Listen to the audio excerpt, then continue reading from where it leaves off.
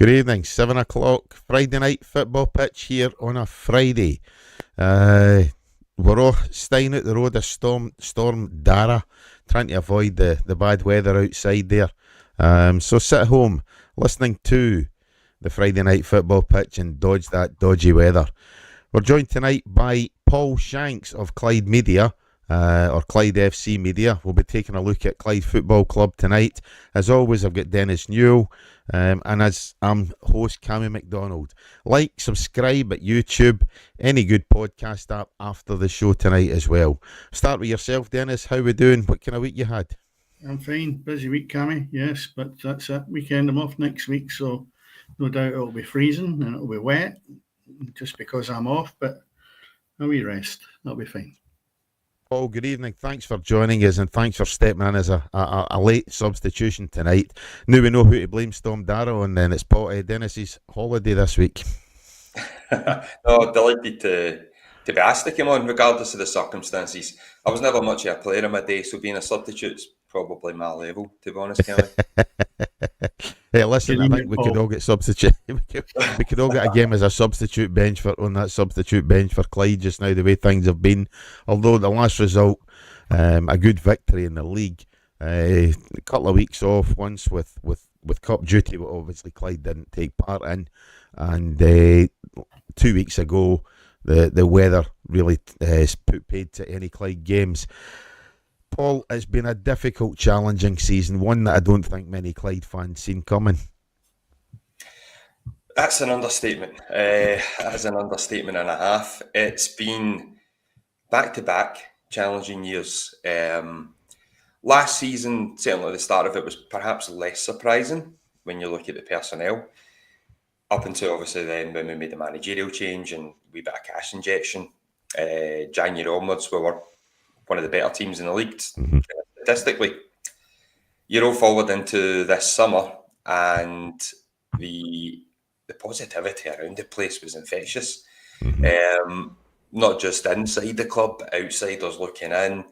I think we were probably one of three teams that just about everybody said, that's your three title challengers for League Two, pick from them. More often than not, people were nudging towards Clyde. And with good reason. I think when you look at, on paper at least, the recruitment done, the number that we brought in, the level that these players were coming from, it was hard to not see Clyde at the right end of the table for once. Yep. The League Cup campaign at the start of the season was a mixed bag. We started off brilliantly. We taking 5 off Edinburgh City. At that point, people weren't maybe thinking that was such a big thing, but I think when you look at the way the seasons have now went for both teams, it was certainly a much better performance than perhaps we gave it credence for. We followed that up then with the Tuesday night in Firhill, which not many Clyde fans will forget in a long time. Like Logan Donaghy goal and the scenes, and it was a thoroughly well-deserved victory that night as well. And we're all thinking, just let us at this league. But we were close to getting through in the group stage as well. The final game against Montrose could have went anyway. Unfortunately, it went the wrong way for ourselves. But going into the league campaign, following a decent enough League Cup, we started off a bit meekly. And you were like, right, okay, maybe we're just finding our feet now in league duty. And I've just lost my camera. I'll keep going, guys. Fine, I'll keep going. The League Cup campaign, the start of the league campaign, we started off with back-to-back clean sheets, 4 points, and we're thinking, right, okay, that's a decent enough start. And then it just went flat, really flat.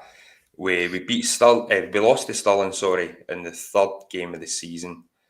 And it was probably the best we'd played up until East Fife recently. It just went really wrong very, very quickly. Yep. Obviously, that led to the change of manager. And I think around the club that certainly made some changes. Not least, obviously, the manager. But as I say, I think the performances, for me, have definitely improved for what I've seen. I think Darren Young's a slightly more open and adventurous style of play as well.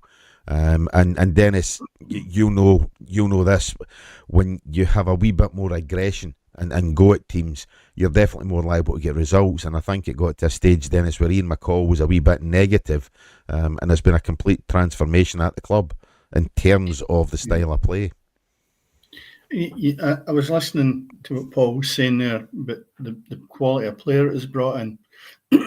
Is it a possibility that there's maybe too much experience at the club in relation to? I've experienced that when I was at Albion Rovers, and it was a team of really quality players that had been at the top, and you looked as if to say, all we need to do really is turn up.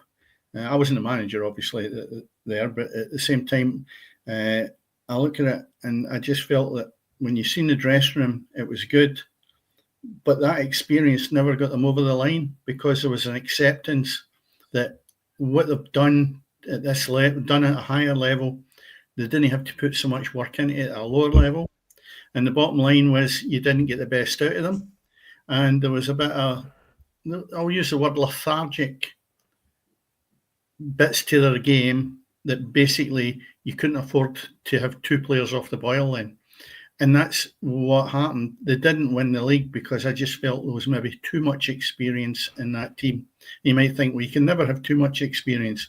I can assure you, you can. Mm-hmm. Even if you look at the Premiership in England, you just need to look at Chelsea not that long ago, and the experience they spent a fortune. But we're looking at the lower level, and I don't know if that's maybe the case with Clyde. It's a good point. What I would maybe counter it with is that we don't have enough League Two experience. Right. So the difference between even League One and League Two in Scotland is quite remarkable in how much football is played. And that's not to detract from, there's some good teams in League Two. They play a certain brand of football that will get games won. There are also teams that will try and play the game the right way, quote unquote. For instance, Edinburgh City are one of the best footballing teams I've seen this season. Edinburgh City, who, well, I mean, everybody knows the trouble that they've had in recent times. I think that we would be 3 experienced League Two players, maybe in key positions, so like your centre half, centre mid, and even your old-fashioned target man type up top, from already being in the top 4. It's those fine lines. Yeah. I even take tomorrow's opponents for Clyde Peterhead. They have everything you need to be a top League Two team ready to go. And it's why that even if they get relegated from League One when they go up, you know they will be there or thereabouts the following season. Yeah. They've got the right players. We have brilliant players for a certain level and really good players for a certain level, but it needs just a wee bit more. And perhaps you can maybe just put it down to steel. Yeah. Yeah. Well, you always need a spine in your team. I've always looked at anything with a football club, you need that spine from the goalkeeper, centre half, midfielder, forward. They all need to be spot on. And then you can even have youngsters to the side of you that can do a lot of running. Major efforts are created by somebody being able to sit in the middle of the park, a bit of composure at the back. And you see that you can go through all the top teams. They've got that spine, and that's what brings them success. And what's round about it, you can add to it and you can shuffle it around, but you need that continuity by having that spine spot on. Yeah. I mean, the discussion I've been having at games and have had for probably most of the season is the fact that I get the impression that Clyde players felt under Iain McCall that they really just had to turn, and it certainly wasn't the case, but they'd almost felt they almost had to turn up, but didn't have to put in the effort and didn't have to put in the work to win games. And I think that got to a stage there where it perpetrated itself. You know, it just kept on going and kept on going, even when the results weren't playing for them, you know, or weren't going for them. That was the underlying attitude, you know, was that players felt almost as if they just had to turn up. They were good enough to win most games, and that obviously hasn't been the truth, and they haven't almost put in the effort. whether that's subconscious or not. But football's rife with that. More Yeah. so with what we talk about society all the time. The days are gone where you could rule with fear, or a player had a respect for the club he was playing with, that there's always somebody that he can go to if his face doesn't fit. Yeah. That would never always be the case years gone by. But I do believe that a change of manager sometimes can be the difference, just to get a bit extra out of them. And it's not to say that Ian McCall was doing a lot wrong. He probably was putting more into it when he left the club than when he joined it, because he's trying to salvage it and get something out of it. So, there's that change of manager and a fresh face can sometimes just pick players up and you go on a run. We see it all the time. That's always what's said. And Hearts is an example of that. They get a wee burst of energy when new manager come in, and sort of went flat after that. And that's a common occurrence, So you just have to wait and see if you can get a few more results. Obviously, the East Fife result was excellent. You wouldn't have said a month before you would have managed to go and get something against them. So it's a start anyway, Cammy. Yeah. I think the thing, Paul, hopefully you're there. Obviously, there's no camera just now. Cool. But, I think the thing about the East Fife thing, more pleasing than the result, was the performance. As you say, probably from the Stirling Albion game. And I thought Stirling Albion were one of the poorest sides I'd seen up to that point. And certainly in the first quarter of the season, I still thought still maintained they were one of the poorest sides I'd seen. But it was a performance against East Fife that filled me with kind of bit of optimism. I thought they played really, really well. We're never in any danger of not winning that game. And they looked positive. They went to East Fife. And in all honesty, it could have been 4 or 5, not just the 3. The one displeasing thing, I suppose, was losing the late goal. Yeah, absolutely, Cammy. The performance that day could probably be summed up by Jordan Allen and himself. I think when you look at the Jordan Allen that Clyde are used to compared to what we can see in that game, was night and day. He played with a freedom.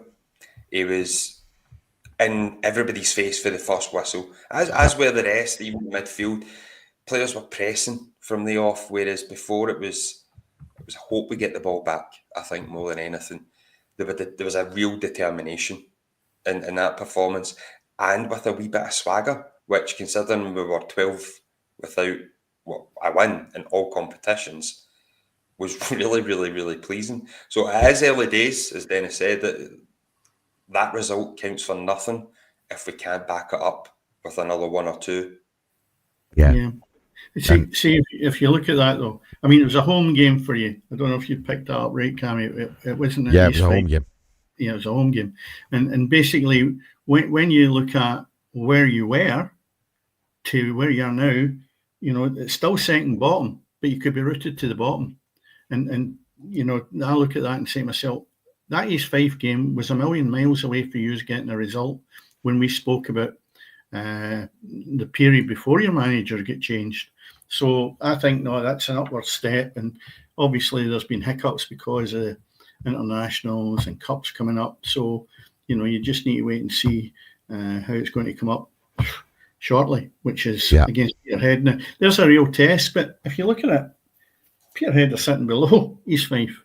Mm-hmm. And I mean, Peterhead's my tip for promotion, but at the same time, if you can do East Fife, you can do Peterhead, and then you've got a problem because the rest are all meant to be easier, and that's when the banana skins start. Aye. So you've got to take care of Peterhead first. If you get a result at home against them tomorrow, then I think the club has made a right good decision in changing the manager. Yeah, I mean, certainly the record against Peterhead over the last few seasons hasn't been great, it definitely hasn't been, but they've already been up in Balmoor, they've already drawn 2 each up there, in a game that possibly could have gone either way, it finished 2 each, but as I say, it was one of these games where the result was something that wasn't expected. It was in the midst of Clyde turning in turgid performance after turgid performance. So to go up there and get that 2 each draw, you would have hoped they'd have pushed on from that. unfortunately wasn't the case.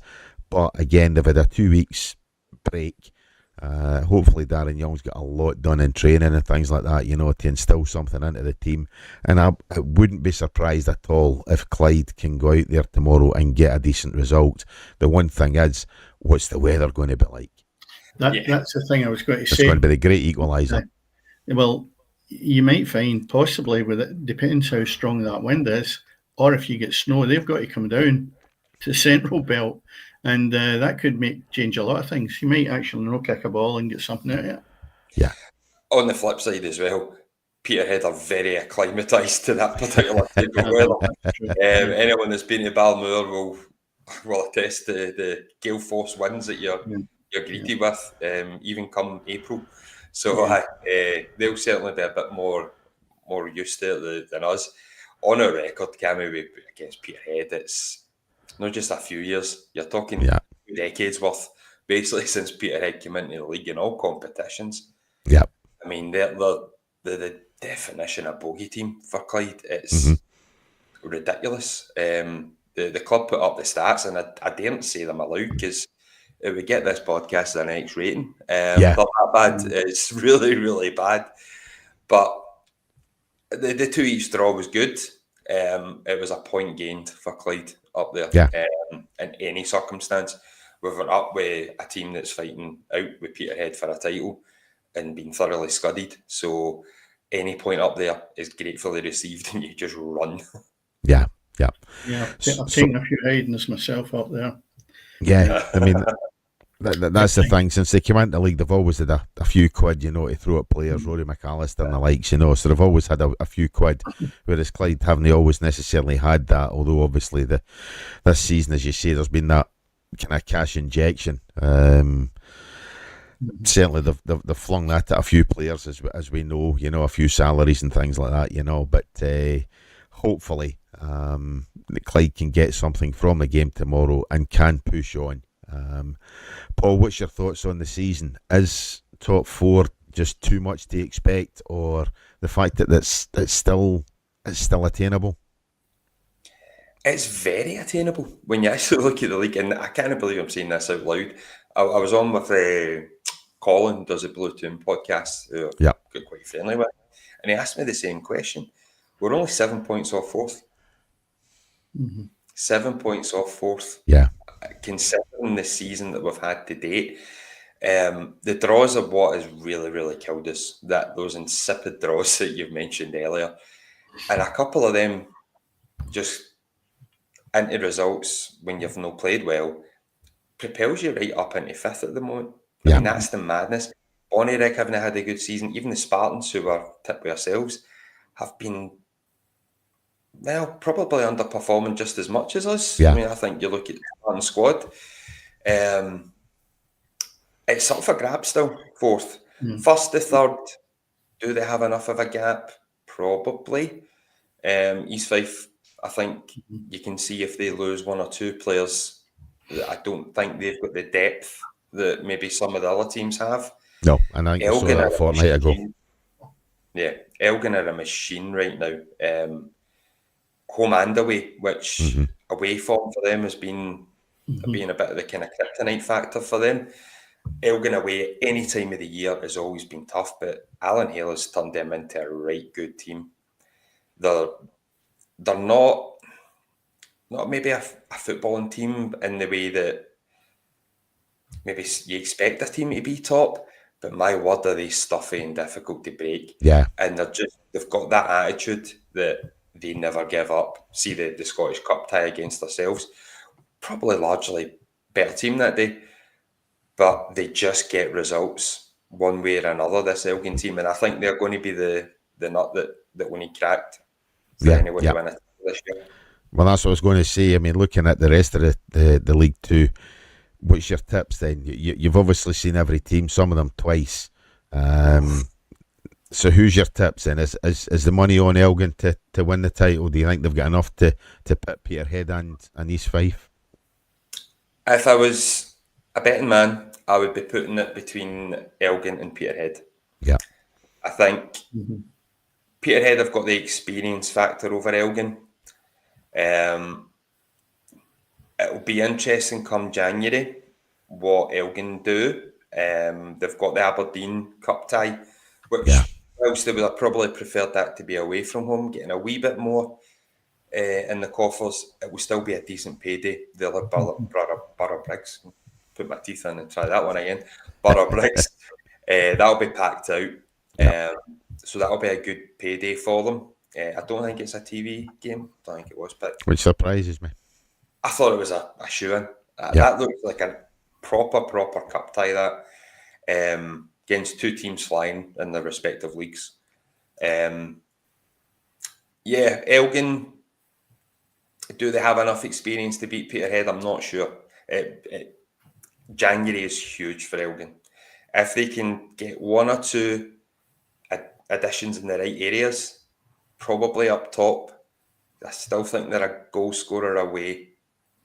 If they get somebody in, I think it'll be really, really tough to catch them. Yeah, definitely. Definitely, I think so. As I say, they're definitely the toughest side I think I've seen. I mean, I know we've seen every league team this year, but I think the fact that Elgin had a man dismissed in the first minute and didn't look, let's be fair, we didn't look like scoring against them that day, so I think definitely are the hardest side to get something from, that's for sure, and I think I agree with you.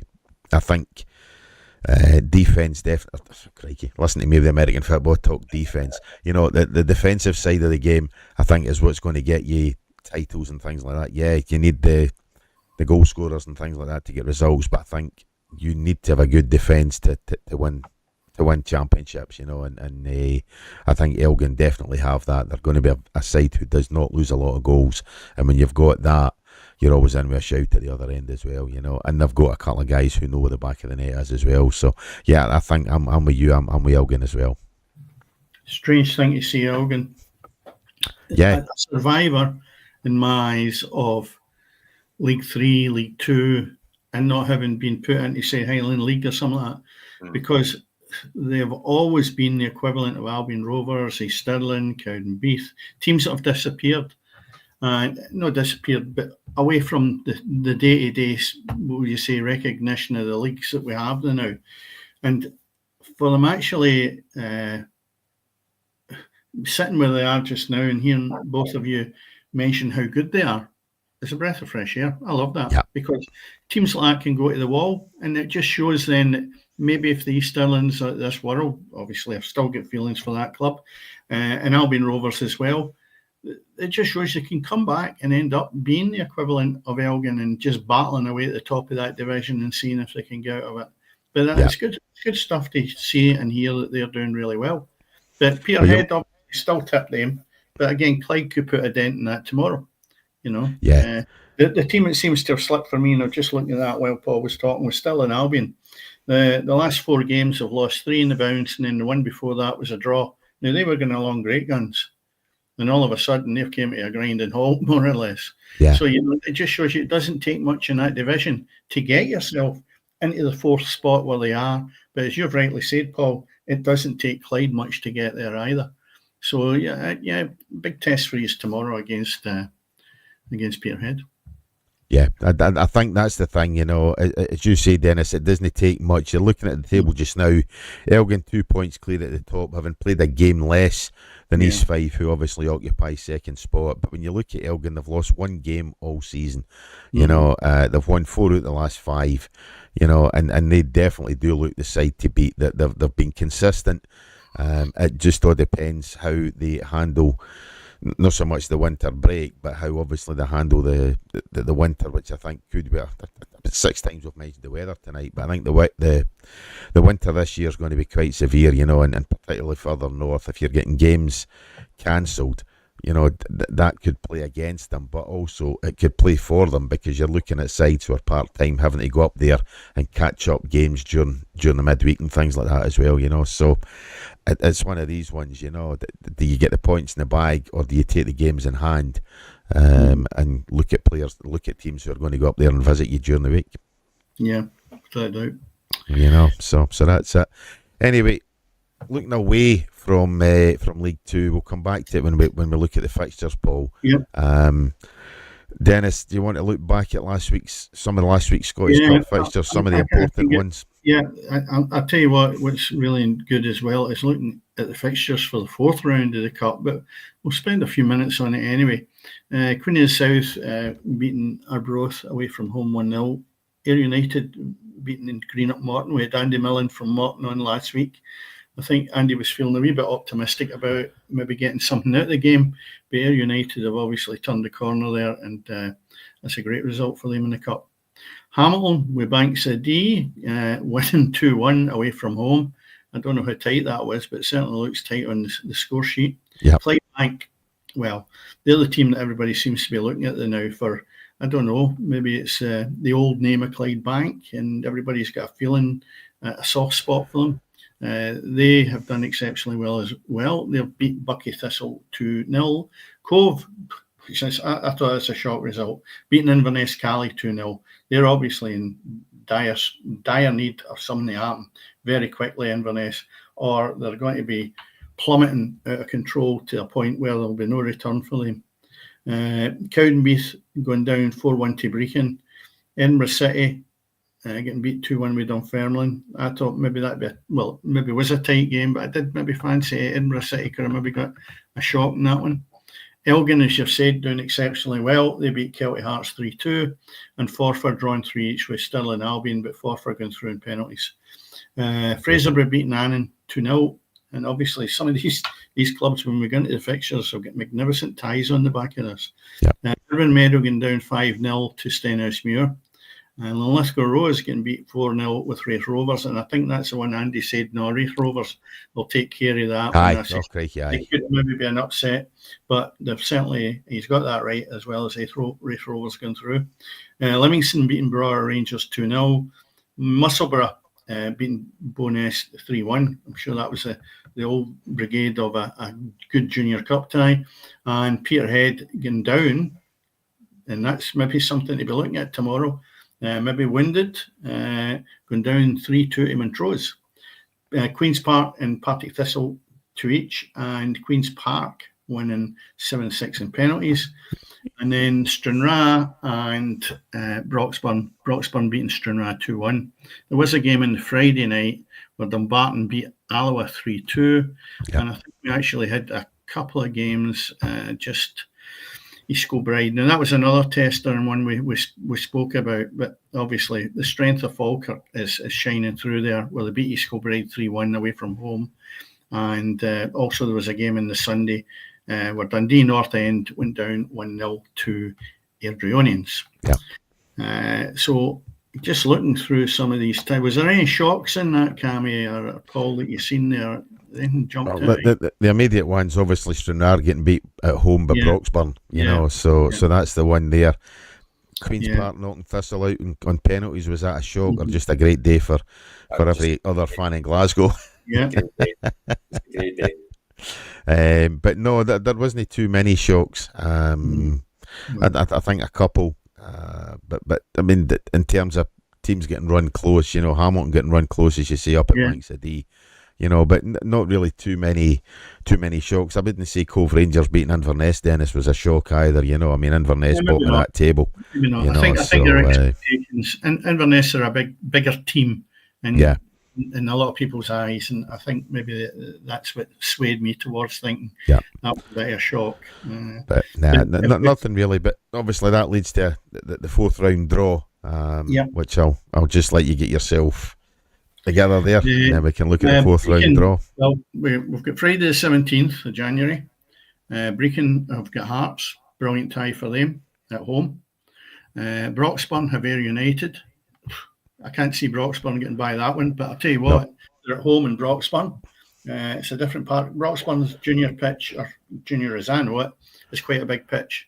So it'll probably suit Ayr that, you know. Cove Rangers, they've got Forfar Athletic. Dumbarton, Airdrie, fighting chance for both of them.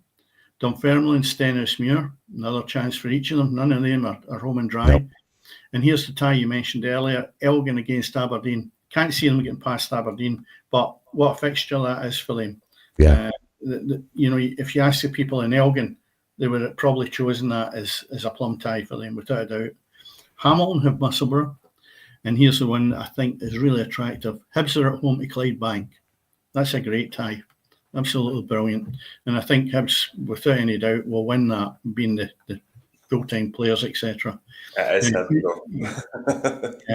That's it, yeah, it's Hibs. Hibs that's the cup scenario, you never know. Yeah. They might want to start concentrating in the league.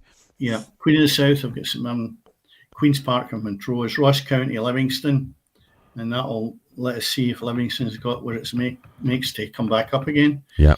St Johnstone and Motherwell, Premier League tie. Celtic against Kilmarnock. I'm sure Kilmarnock are really looking forward to that.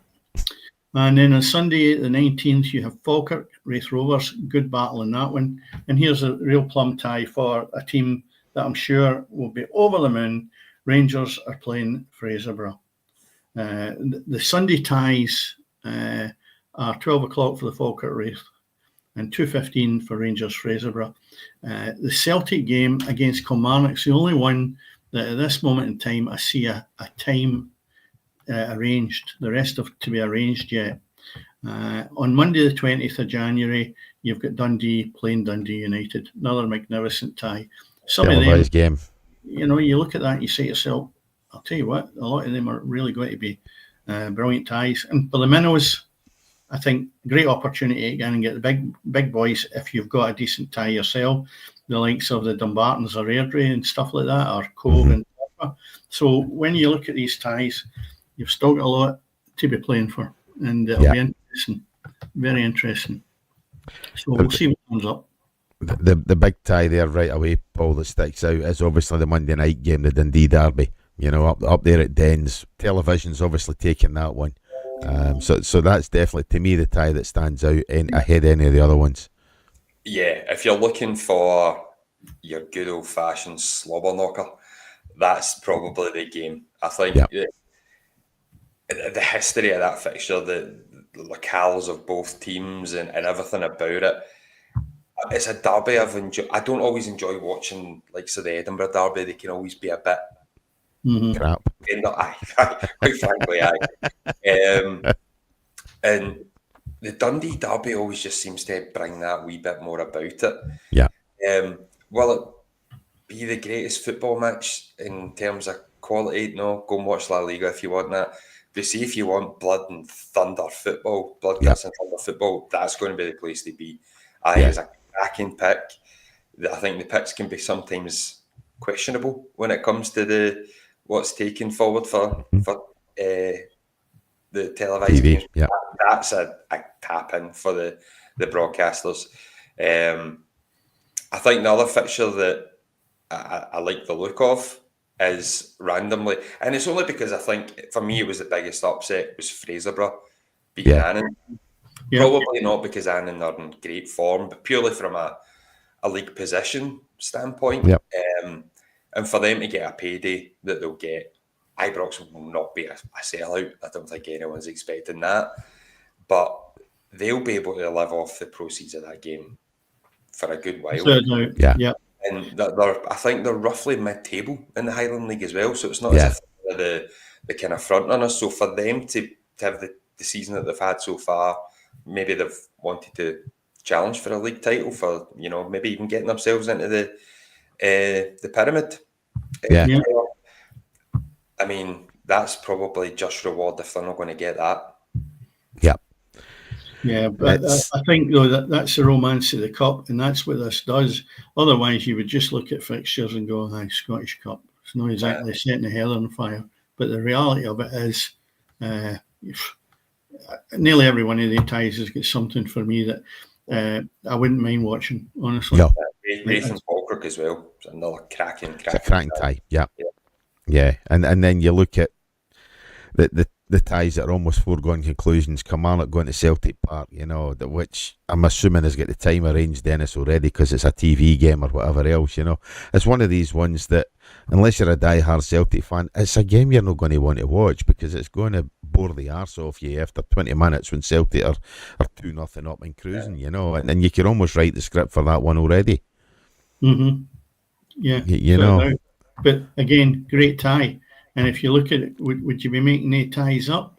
No, I think you would be waiting and somebody saying, well, are these ties going to come around? And a cup tie, well, very seldom do they do for the likes of Fraserburgh against Rangers. So, yeah, I think we've seen it last year with Celtic. Celtic had a team, where was it? Was it Bucky? May have been Bucky. Something like that. I think it was a Highland League team, yeah. Yeah, and for weeks, Bucky were celebrating just getting there and playing against Celtic. So, Fraserburgh will do the same. I mean, absolutely magnificent for them to be getting that far. And something, it gives other teams a chance and a bit of hope. You say to yourself, well, if Fraserburgh can do it, so can we. I don't think there's many Rangers fans who've had a bottle of Fraserburgh, but... No. Well, that's true. I get that one, Tammy. Okay, moving on. Where are we going next? Hey, let's look at the fixtures tomorrow. Let's just rattle through, get the fixtures tomorrow out the road, and then we'll take a look back at the midweek results, I think, in England and Scotland. Right, you want me to start with the Premier League? Start with the Premier League. Let's go. Right, okay, well, we'll just pick up on Wednesday's results. Dundee, maybe a shock result, beating Motherwell 4-1. A shock result was Rangers beating Kilmarnock 6-0. Yeah. And a tighter game than we might have thought was Aberdeen and Celtic. And the reason I say that was I still think Aberdeen are still playing catch-up. We're not having enough rest in between matches to give themselves a fighting chance when they come up against the big guns. Yeah. Yeah, I think that the lack of squad depth is starting to show itself up. It's catching up with them a wee bit, Cammy, I think. That's maybe making an excuse for them. They had a no bad result, Hearts, on the Sunday, the before that midweek game, where Hearts and Aberdeen drew 1 each. And Rangers managed to get through 1-0 against St Johnstone up at Perth. So that was last weekend's fixtures and the Wednesday. Was that a shock, Cammy? Do you think Dundee beating Motherwell 4-1? I think the level of daylight between them was probably a bit of a shock. I mean, I don't think many folk would have expected 4-1, but Motherwell seem to be starting to struggle a wee bit. Under Stuart Kettlewell. Ket seems to be. I think the Motherwell fans are starting to shout for his head. I've seen guest on the show a few times. Hugh Toner, Shug's been posting some stuff on Twitter. Pretty much feeling that Motherwell haven't progressed over the last year, and he's looking for a change. So I think things are starting to turn a wee bit at Motherwell. So no, I don't think getting beat was a shock. I think losing by 3 goals was probably the bit of a surprise. Yeah, I've heard snippets that supporters didn't like the style of play. Yeah, they think he's too negative, I think. Yeah, but Cammy, they're sitting in 6th spot. Yeah. They've lost 4 out of their last 6. So you say to yourself, you're still sitting in 4th, 6th spot. You've not really got a lot to moan about until such times that you drop out of that zone when you maybe drop down to about 8th or 9th where Ross County and St Johnstone are. Then you've got problems. Yeah. But, what does Motherwell supporters want? You've got to have a reality check sometimes and say, where should Motherwell be? And to me, I think where they are at this moment in time is a really good position, and I think they've been achieving stuff fairly well when you look at where they are at this moment in time. And I find there's a problem we've got, that after 2 games, this has already created the fact that Stuart Kettlewell's under pressure. I mean, we're not talking about the last result, we're talking about previous to that. And I kept looking and going, how can that be when they're sitting up there in 6th spot with a couple of bad results and they want the guy out the door? It's typical of football supporters. When managers are at a club for over a year and things don't go right away, they want you out the door. Absolutely no loyalty whatsoever. And what they don't realise is that it's the same tools the next guy is going to be working with. And you've got to look at the team and players that Motherwell have got and say to yourself, I think they're doing well. If anything, slightly punching above their weight. Now people will go, behave yourself. No, that's not the case. I think they are. And that might sound silly when they've lost the next 3 games. But obviously, you've then got to look at the next game. And this is a real tester for them. They're away to St Mirren, and you would then expect to say if it's 4 on the bounce, then you can maybe start moaning a little bit. But to hunt them out the door, no. And you look at other clubs, they're all the same. 3-4 results, bang, supporters want you out. As if they have a divine right for success. And that's where people need to stand back sometimes and just evaluate what finances are at the club and what really expectations of the club itself are. But the trouble with that, Paul, is if it's 4 on the bounce there, it's going to see Motherwell drop out of that top 6. They're going to drop from 5th down to 7th if St Mirren get a victory tomorrow. You know, and I think that's where, and it's the style of play again, Dennis. You know, it's they maybe supporters feel Motherwell should be a wee bit more positive, you know. But I mean, they've only scored 7 goals at home in 7 games. They've got 10 goals away in the corresponding 7 games as well, you know. So that's a side who's scoring an average of one goal a game, you know, and that's the thing I think that are disappointing fans. They expect a wee bit more from when they're going along to be entertained, you know, and if they're not being entertained and not seeing a style of play that they feel the side can come up with, that's when they're going to see disappointed, regardless of league positions. I see your side fully, Cammy, and I understand that side of it. Now, if they get beat by St Mirren at the weekend, I then look at it and go, there's no question mark. And you might say, well, that's a contradiction to what you've just said. No, there's been a build-up for the last half dozen games and the guy's back. That's what I'm talking about. Now, if you've got pressure, it'll filter through to players. I mean, there's been booing, there's been people on phone-ins and all the rest of it, having a go at Motherwell. Well, you know, the monster's almost been created by supporters as well. They've not really been, they're jumping the guy's back before. What would you say? You've given them a chance, but rightly so. If it had maybe been last week, maybe the week before they started to look at it seriously, then after the game against St Mirren, they might have been getting into it with a wee bit more confidence. That's all I'm thinking.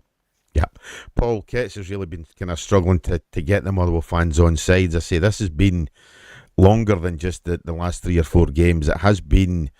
The sort of backlash against him, Paul, has been progressing for quite a while, you know, and I like Stuart, you know. I mean, I've known him for a number of years. I've liked Ketts, and I have done since he was at Broadwood, you know. And I think he's got enough to turn it about, but he does need to start getting results and a level of performance, I think. Yeah, it's to kind of maybe follow on from what Dennis kind of was touching upon. I think this is a top flight conundrum that teams probably out with 4 or 5 really struggle with it. What defines success for them? Yeah. Is it top 6 by any means necessary? Don't care about the style. We only care about the substance. It's about points on board, blah, blah, blah. If Motherwell were trudging their way to 1-0 victories and the football was honking, they probably wouldn't be caring too much. No. Right now, you look at maybe Kelly under Derek McInnes and even under Steve Clark back in the day, they weren't pretty to watch, but they got the job done, and Kelly fans did not care. Yeah. The team was relatively defensive, or more often than not defensive, but they ended up, you know, 3rd in the league. Yeah. Kelly fans were bouncing. But it's that kind of baseline is what is success for Motherwell. Is 6th, as you touched upon, Dennis, a great result for Motherwell? Aye, it really is. Yeah. Because it's another 2 guaranteed games against your Celtics and Rangers. It helps boost that coffers again for the next season, as opposed to potentially dead rubbers, because Motherwell realistically wouldn't be a team you would expect to be in the bottom kind of 2 positions. Although, look at Hearts and Hibs this year. It can happen to anyone. They could be playing dead rubbers against, teams that... Triple to Ross County rather than Celtic Park. Yeah. You know. And what one of them more likely to win? Would they rather go, you know, win a game against Ross County? No, they wouldn't. They would rather be in 6th place. So, I find... That's why I would never be a chairman of any football club, let alone a top flight one. Finding that balance between what is quantifiable success and reasonable success, I think it's near impossible to do in Scottish football with a certain pocket of teams. Yeah. And I think, like yourself though, if anyone can turn it around, I do think Stuart Kettlewell is a good enough and young enough coach to learn from what's going wrong Yeah. and get a wee bit more. If he could get maybe a wee bit of wheeling and dealing done in January, if he gets that time, Yeah, I think a lot depends. Might help him. A lot depends on the result against St Mirren. Yeah. Basically, because the demands on him after that, or the board looking at 4 back-to-back defeats and saying, look, we're now slipping, we need to bolster it. I can't for a minute think he would get the sack on the back of that, but you just need to wait and see. Anyway, it's who you're losing these games to. I know that's the thing. It's not Rangers or a Celtic or an Aberdeen. It's sides round about you, and I think that's the thing that could end up swaying the balance of the board. And at the end of the day, we're losing to Dundee, we're losing to St Mirren, we're losing to Ross County. And I think that's the thing that could end up swaying the board. But a board will tolerate defeats to Rangers and Celtic. But that league position, if you look at it, Motherwell's sitting in 19, so is Dundee. Now, if they had beaten Dundee, they're sitting equal in 4th spot with Dundee United. Yeah, I know. That's even further up the tree for it to have somebody on your back. Yeah, I think it's poor. It's poor to the point that if he gets beaten the next 3 games, I would say, then you question it. But see, at this moment in time, I think you should be encouraging what's on the park to try and do a bit more and give the manager a bit of support, even if he does get beat, as long as he doesn't get hammered against St Mirren. And look at it after Christmas and revisit it. As Paul said, see what you could maybe get in the January window and go for there. But look, see what's below them. They're never going to catch Motherwell and overtake them. And I know they might say, well, how can you say that? Because there's only a 2-game swing way down to 10th spot. The way they're playing is just a joke, some of them. Yeah. I don't think that they will catch Motherwell. But anyway, we could rant all night about Motherwell. Let's go to the next one where I normally have a rant. And this time I've got to say, hands up to Rangers. Absolutely brilliant result. Result again. No, I thought the performance was exceptional as well. Were embarrassing. Absolutely shocking. Worst performance I've seen of a Premier League team in a long number of years. But I'm not going to take that away for Rangers because the manager has changed that front line. And what a difference with Dessers coming off the bench, realising he needs to do something rather than miss point-blank sitters. What a difference it made with the 2 changes up front. Yeah. Breath of fresh air. No the finished article by any manner of means, but he's still not tuned into the fact that should have been done months ago when the guy Dessers wasn't scoring. So, I'm still not saying he's the finished article or the team is, but it went a long way to saying what an improvement that was. Yeah. And if you look at it in the space of a couple of weeks, they've scored 10 goals, 4 against European opposition and 6 against Kilmarnock. Yeah. Okay, we'll forget the St Johnstone game where it's only 1 goal, but it's still a lot of goals. If they had actually got their act together, they could have had 2 games where their goal tally would have been 10 or more in each of them. Yeah. And that's against Kilmarnock and obviously the foreign game they had. Yeah. I think what they've done, Paul, as well, but is for the first time this season, understand against Kilmarnock they went 4-4-2, and I think that was a big difference as well. Playing 2 up front, and that does seem to have quietened the Rangers fans, certainly. It's got them 6 goals. I think it was 6 going on about a dozen. For the highlights that I've seen, Rangers could have been in double figures quite easily, for by 2 or 3 really good saves. The one thing, Dennis, is it wasn't necessarily bad misses, so, and I think that's the one positive as well, if you're a Rangers fan, that there wasn't a lot of glaring missed opportunities, but Dessers, missing sitters. So, yeah, it augurs well, but Rangers have been here already this season. They did the same to Ross County and then basically shit the bed, Listen, so they've done that, and by no manner of means, Cammy, have they arrived yet? No, definitely not. They're still a good bit away from where they need to be. And, there's a strong test coming up for them to see what improvement is there. And it's not next week when they're playing in Europa League. It's actually when they play in the League Cup. Yeah. The final is the 15th of December. So, here's where you'll really see what milestone there is in relation to what progress they've made. And the rest will take care of itself in my eyes. But let's go back to a magnificent result for them. and against a Kilmarnock team that should have done better. Yep. So we'll run through the rest. Yeah. Celtic's we'll run through the rest of the Aberdeen results as well. Yeah. Celtic Aberdeen. Celtic have got a good result there. They've kept going for the full 90 minutes, and another late goal has seen them victorious there, So fair play to Celtic. That result more or less clinches the league. Pretty embarrassing that it's won well before Christmas, but 11 points clear of Rangers, 7 points clear of Aberdeen, and Celtic have won the league and we're 6 days into December. Well, I'll not jump in that quick, but I'll tell you what.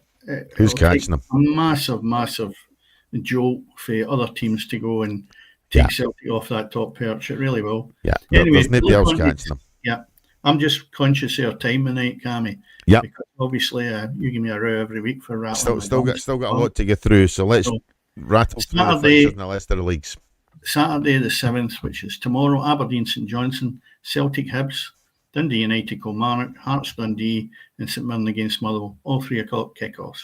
On Sunday, we've got Ross County, we're playing Rangers, and they're the ties that basically, it's good to see, with the exception, I was going to mention something a couple of weeks ago and just finish on it. It's see when the teams are playing in Europe and they don't play on a Saturday, the 2 big boys, Celtic and Rangers, I find it is diluting the Premier League on the Saturday. That's maybe a conversation for another day. But sometimes I don't get too involved when they're not playing. It's not because I support either of them. I just feel that they're the games that I always look out for, and the rest just follow suit. Yeah. No, fair point. Definitely a fair point. Yeah. But that's happening whether it's European games or not. For a televised games, you're always going to get one of them televised on a Sunday. So that's the thing. Anyway, into League One, into the Championship. Championship, sorry. Right, I'll just pick up on what the fixtures are. Dunfermline have Hamilton. Falkirk have Raith. The reason I'm skipping by it is because we had the Scottish Cup there and we touched on that where some of the teams were involved. Falkirk have Raith Rovers, Morton Livingston, Partick Thistle, Ayr United, and Queen's Park have Airdrie. And then next Friday we've got Livingston against Partick Thistle, which will be a right good tie as well. Good games. A couple of good games there, Paul. I think that Ayr United at Thistle, and obviously Falkirk at home to Raith. Raith the side who ended Falkirk's unbeaten umpteen league game record only a few weeks ago. So they're coming to Falkirk in a Scottish Cup taster as well. Yeah, I find it difficult to look past Falkirk nonetheless. I think many people maybe looked at the East Kilbride Cup tie for them as a first maybe real test. See if they're the real deal, because the Falkirk of maybe 2-3 years ago easily happily slipped on that banana skin multiple times over. Whereas I think now John McGlynn has this team, just they're a winning machine. They just keep going and going and going. I would fancy them to win. Raith could give them a bloody nose, but I can't see past Falkirk. I can't see them past them for the Championship title. Fully expect them to be a Premiership team next year. No worries. I stand by Livingston. I think they're Falkirk 6 points clear, but Livingston have got a game in hand, which obviously must be the next Friday game, potentially. But no, I still fancy Livingston. So, well, the Falkirk game is a rehearsal for the Scottish Cup time because they're drawing each other. So that'll be interesting to see how it turns out. Morton, I would imagine Andy Millen's thinking if they get anything out of the Livingston match, they'll have done exceptionally well. Because obviously he'd said last week when he was on the show that Livingston was the best team in that division. He feels they're the best side in the league, Yeah, so, and it was proved right when he predicted that Livingston would beat Falkirk, and it did. So, interesting. Airdrie getting a wee result. Maybe would that give them a lift for tomorrow when the Scottish Cup when they win? Do you think they could get something against Queen's Park? Because they've lost the last 2 games, Queen's Park. Yeah, I still think that Airdrie are way adrift the rest of the sides in that league, I think, and I think Queen's Park will get the result there, Paul, tomorrow. Yeah, I think on paper, for me, Airdrie are probably a good League One team right now. I think they're quite a bit away from being able to truly compete in this championship. It's a really high quality championship when you look at it, particularly kind of mid to top. They're a long way away. I actually thought they recruited well enough. They signed a couple of players that I thought, okay. But the more you look at it, you go, nah, that's League One. That's a League One. And that's the thing, they lost a lot of players. Most of them went to Ireland. A lot of them are playing European football actually over in Ireland just now, So, no, I think they're caught adrift. Well, they are caught adrift, but I think they'd be really good. I think Airdrie will struggle as well. I think they'd be towards the top of League One, but I think there's a real jump in quality from League One to Championship these days. Yeah, definitely. Looking at League One, Dennis. Yeah, only a couple of results from Tuesday this week was Alloa drawing with Dumbarton 2-2, and Cove Rangers been down 3-0 at home to Stenhousemuir. That's a shock. That was a shock. Pretty Iain wasn't available tonight either, but we'll get him on another day just to see how that had went. Tomorrow's matches: Annan have Cove, Kelty have Alloa Athletic, Montrose Inverness Cali, Stenhousemuir Dumbarton, and Arbroath Queen of the South. You can just throw them in the ring and see who comes out tops. To be honest, they're all ties. We've said this before. That's a really tough division you're in, because even if you look at it, right down to the 8th spot is 8th position, and there's only 10 points between that and Stenhousemuir, who are doing brilliant at the top, and then you've Inverness Cali on 4 and Dumbarton on 1. So if you take the 2, which is the circumstances that they're in, then you've got a really, really tight league from Annan at 14 points to Stenhousemuir on 24. And, there's scope for anybody there to get in the playoff positions in my eyes.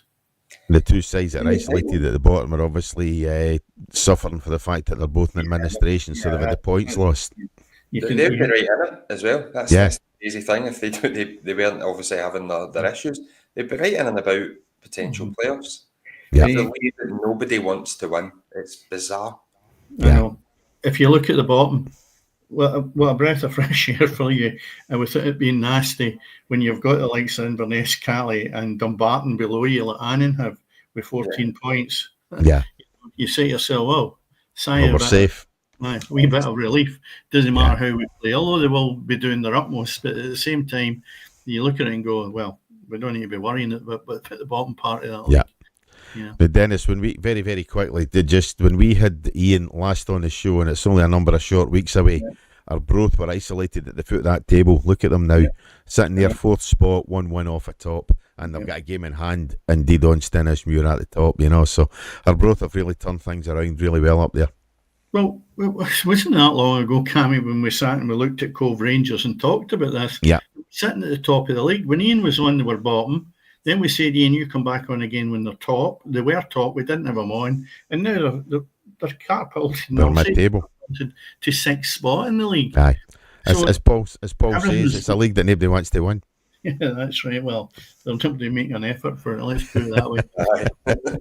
Yeah, and very quickly then we'll do the League 2 fixtures, and then we'll rattle through what we've got next week, midweek as well. Yeah, okay. Let me see if I can get League 2. We've got Bonnyrigg Rose are playing Spartans tomorrow. Clyde Peterhead, East Fife Elgin, Stirling Albion have Edinburgh City. We touched on obviously how Clyde were doing. We've done that league to death. So yeah. So what fixtures are you looking at now, Cammy? Well, we've got European ties midweek. Obviously the big one, I would imagine, is going to be Rangers and Spurs. Spurs coming up to Glasgow, aren't they? Spurs coming up, as opposed to Rangers going down there. So you've got that in the Europa League. Yeah, I think Celtic have got Champions League, and Hearts obviously are in their competition as well. Rangers are at home to Tottenham. Now, having said that, one of my colleagues, we were talking today in a catch-up, and he's a Tottenham supporter, and he talks about how bad they are at this moment in time. And during the week, apparently, I didn't see the game. In fact, I think it might have just been last night. They were shocking. And they seem to be hot and cold. Now, Rangers, with this wee bit of form that they're hitting against teams who seem to dip, I'm expecting Tottenham, if they turn up, to win this game by maybe 4 goals. Rangers, if they go about their business as they've been doing in Europe, you never know what will happen here. And I'll tell you what, that will be a banana skin, and that could well be the turning point where these players get a bit more confidence. They punch above their weight because some of them are just not good enough. But when they've got confidence, you get more out of them, and you never know where it takes Rangers. So I tell you what, I think that's, well, I'll be watching it. I think it's an outstanding tie. Not to see the best of Tottenham, but to see Rangers probably picking it up and having a right go at them. Yeah. Paul Spurs Big backline's Ange coming terrible. back to Glasgow. Yeah, there's that factor to it. But I think Spurs backline's terrible Yeah. from a European perspective, and you see in the Premiership, relatively mediocre Premiership teams can make them buckle. Mm-hmm. Bournemouth last night, probably prime example of that. It was 1 going on 5-0. Yeah. That's right. They're definitely gettable, Spurs, they really are. Yeah. The one thing about them, but is they can go out 1 week and beat Man City 3-0, and then the following week they can lose 2-1 to Ipswich. Yeah. You know, and that's the thing, as you say, they're definitely takeable. Yeah. And that's what, the lad my work was saying today, that you go and play the poor teams and you get gubbed. You go and play the top teams and you get a result. And that inconsistency is not good enough when you're at that level. And I think by all accounts, and I didn't see it, some of the supporters had gave him a bit of stick last night. And I think he maybe took the bait in it. So, no something to be done. No. And Hearts are obviously playing as well on the Thursday. Is it Copenhagen they're playing, is it? Yeah, I think so, yeah. I mean, I think Hearts now are starting to get found out even in European football, so the big two are doing Scotland proud, I think. I think Celtic and Rangers are both doing Scotland proud in their respective competition. Hearts, I think, is starting to catch up with them. The lack of depth, the fact that they're watching over their shoulder in Scottish football as well, and I think off the park, Hearts look as if they're getting things together. But I think on the park they definitely look a bit of a mess still, and they have a long way to go to match what they did last season. Hearts are a million miles away from what they need up front, and I've rattled my gums a wee bit about this before. Shanklin's not the finished article. He shouldn't have the armband because I think that could even be a distraction for the boy. I think he needs to play with freedom. I just think up front they are weak. You've got another player who, I'm not even going to mention his name because it doesn't merit it, who thinks he's better than the Premier League and wants to go and play somewhere else. So Hearts have got issues up front. And if you can't score goals, you're not going to win games. And I think that's a problem. But having looked at this, Cammy, these ties, or the ties that we're talking about now, is Thursday the 12th of December. When did Hearts ever play at this time in their life? Yeah, I know. Thank goodness for the competition. I know the structure's changed slightly, but isn't that great that Hearts are still in Europe and will continue after Christmas with Europe? And that's great for every supporter. And you're just hoping that you maybe a wee glimmer of hope against the team they've got in Thursday night. Celtic, obviously, who we haven't touched on, they've got Dynamo Zagreb. And a winnable game as well. So. And that's a 5:45 kickoff on Tuesday night. The good ties there as well without us going through, because I know we've run out of time. So that more or less covers everything, I think, what we need to do. Yeah. As I say, a lot of good results. So we're hoping to cover England, but again, things ran away from us, and let's be honest, it's Paul's got a dog to take out, you get your dinner to go and get. I've got a couple of gins shouting my name, so we're just about done for the night. All that remains to be. I will not enjoy mines. I won't. It was a choice of the Premier League or Clyde. Yeah, it's a no-brainer. Oh, a definitely no-brainer. Incorrectly, lads, I won't lie. But no, all that remains to be done. I say thanks very much, as always, to Dennis Newell. Thanks to Paul Shanks for stepping in at the last minute. And a really, really great guest, Paul. We'll have you on again if you don't mind. That'd be really, really good. Hopefully, Clyde will be in a better position. But thanks very much for coming on. You have been listening to the Friday Night Football Pitch. Go ahead, like, subscribe on YouTube, add a couple of wee comments, tell us how good you think it is that we're actually getting to see Dennis online and on air now as well. But leave a few comments here. Thanks very much. And just remember, it's always happening on the pitch. Good night.